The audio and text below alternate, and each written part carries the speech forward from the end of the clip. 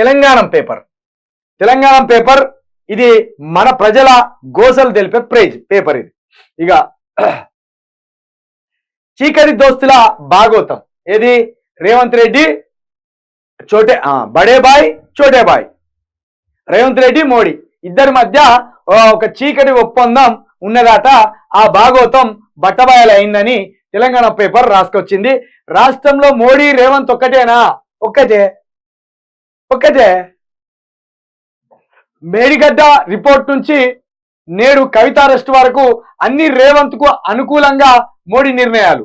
ఎన్నికల ముందు మేఘాల మీద NDSA రిపోర్ట్. ప్రచారంలో కేసీఆర్ తనను కలిశారంటూ హైదరాబాద్ కు వచ్చి మరీ ఆరోపణలు చేసిన మోడీ మైనార్టీలను దూరం చేసేందుకు బీజేపీ బీఆర్ఎస్ ఒక్కటే అనే విధంగా ప్రధాని ప్రచారం.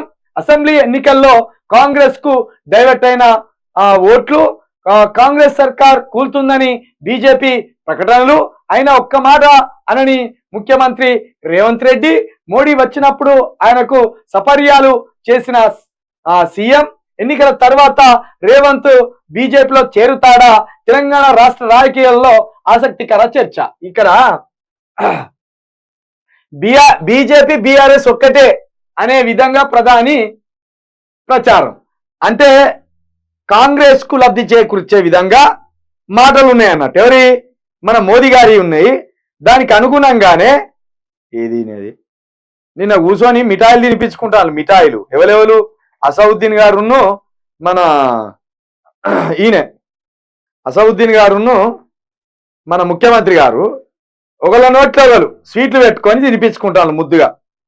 ఆ వీడియో దొరకకపోయా మరి అట్లున్నప్పుడు ఇక బీజేపీ బీఆర్ఎస్ ఒక్కటని ఈయన ప్రచారం చేయడంలో దురుద్దేశం ఏమున్నట్టు అంటే ఖచ్చితంగా బీఆర్ఎస్ కు పడకుండా ఓట్లను కాంగ్రెస్ కు మళ్లించడానికి ఇక్కడ ప్రధాని నరేంద్ర మోదీ గారే ఒక కుట్రను పన్నుతున్నట్టు తెలుస్తుంది. ఉదాహరణకు మనకు నమ్మిన ఒక వ్యక్తికి అయ్యా ఈ విషయం అని చెప్తాం.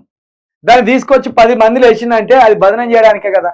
అసలు మోడీ ఆశీర్వాదం ఎందుకు? కేటీఆర్ ముఖ్యమంత్రి కావాలంటే మోడీ చేతులు ఉన్నాయి. అసెంబ్లీ సీట్లు ఏమన్నా? ఎంత పెద్ద కథ అల్లిండు మోడీ. నన్ను సహకరించమని కేసీఆర్ వచ్చి నన్ను ప్రాధేయపడ్డాడు కేటీఆర్ విషయంలో అంటాను. సీట్లని 100 సీట్లు వాళ్ళ చేతుల్లోనే ఉండే. నీది దేనికి ఎక్కడికి వస్తుంది నీది? అంటే ప్రధానమంత్రి చెప్తేనే ముఖ్యమంత్రి సీట్ ఇస్తారా ఏమన్నా? ఎవడు ఎక్కువ అసెంబ్లీ సీట్లు గెలిస్తే వాడే ముఖ్యమంత్రి. అంటే మోడీ తెర వెనుక నుండి రేవంత్ రెడ్డికి సపోర్ట్ చేయడానికి ఒకే ఒక కారణం ఏంటంటే ఈయన RSS లో ట్రైన్ అయింది. రేవంత్ రెడ్డి గారు RSS లో ట్రైన్ బ్యాచ్ కాబట్టి ఎప్పటికైనా ఈ జీన్స్ మనకు అక్కడికి వస్తాయని చెప్పి ఫెవికాల్ బంధం లెక్క ఈయనతోటి రాసుక పూసుక తిరుగుతాడు. ఇప్పుడు తెలంగాణ రాష్ట్ర రాజకీయాలు విచిత్రంగా మారుతున్నాయి. వాస్తవంగా తాము బీజేపీకి ప్రత్యామ్నాయమని కాంగ్రెస్ పార్టీ చెప్పుకుంటుంది. కానీ రాష్ట్రంలో మాత్రం కాంగ్రెస్ పార్టీ ముఖ్యమంత్రిగా ఉన్న వ్యక్తి ఢిల్లీలో ఉన్న ప్రధానమంత్రి నరేంద్ర మోడీ పరస్పరం సహకరించుకుంటున్నారనే మాట వినిపిస్తుంది. అసెంబ్లీ ఎన్నికల ప్రక్రియ మొదలైనప్పటి నుండి నేటి వరకు పలు సందర్భంలో ఇది బయటపడింది. ఇది ఫెవికాల్ బంధం కంటే బలమైనదనే మాట కూడా ప్రచారంలో ఉన్నది. మనం చెప్పినాక ఫెవికాల్ బంధం అని. ఫెవికాల్ బంధమే కాదు, ఇది చాలా కుట్రపూరితమైన బంధం. ఇది కాంగ్రెస్ ప్రభుత్వం ఏ క్షణమైన పార్లమెంట్ ఎన్నికల తర్వాత పడిపోయే ప్రమాదం ఉన్నది. ఇది తుమ్మితే ఊసిపోయే ముక్కు లాంటిదే. ఇది కుక్కతోక తలిగి ఊసిపోయే పందిర్ లాంటిదే రేవంత్ రెడ్డి సీటు. కాబట్టి రేవంత్ రెడ్డి కూడా తన వ్యూహాల్లో తను ఉన్నాడు.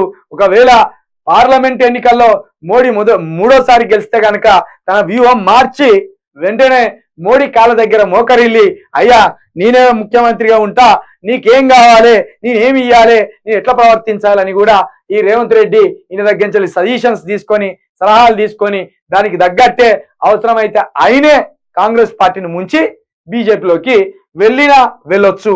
అది రాజకీయం. ఎప్పుడు ఎట్లా జరుగుతుందో కూడా చెప్పలేం మనం.